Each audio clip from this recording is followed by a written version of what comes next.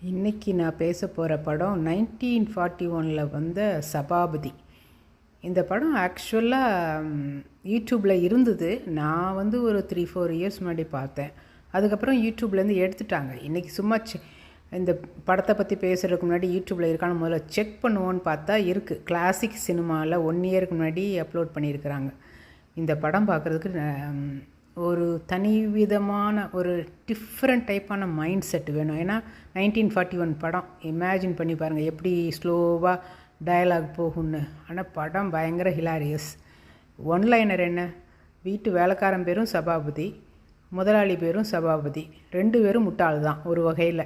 அதுவும் அடிமுட்டாலும் அந்த வீட்டில் வேலை செய்கிறவன் அவன் பேர் காளின்னு நினைக்க. காளி, அப்புறம் 2வது பேர் தெரியலை, காளி ரத்னமாக இருப்பானோ.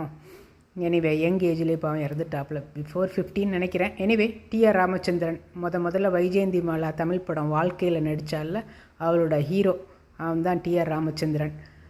படம் எனக்கு ரொம்ப பிடிக்கும். படம் இந்த படம் பார்க்குறதுக்கு யாருக்காவது பொறுமை இருக்குது, ஒரு 2.5 மணி, எத்தனை மணி நேரம் படம், 2 hours 34 minutes, எப்படியும் ½ hour கட் பண்ணியிருப்பாங்க சீனு. இல்லைனா முன்னெல்லாம் படம் 3 hours ஓடும்ல.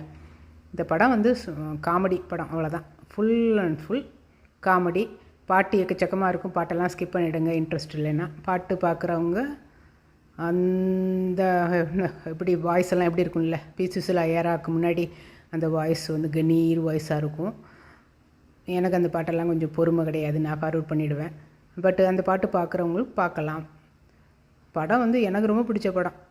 அதுவும் இந்த காளி ரத்னத்தை கல்யாணம் பண்ணிக்கிறதுக்கு ஒரு பொண்ணு வருவா கடைசியில். அவளும் இந்த ஹீரோயினோட வீட்டில் வேலை செய்கிறவளாக இருப்பாள். அவங்க 2 பேரும் அவங்க பேசுகிற டயலாக் பயங்கர காமெடியாக இருக்கும். அதை விட டிஆர் ராமச்சந்திரனோட டீச்சர் ஒருத்தன் இருப்பான். அவன் அவன் பேர் தெரியல, அவனோட ஒய்ஃப் ஒருத்தி வருவாள்.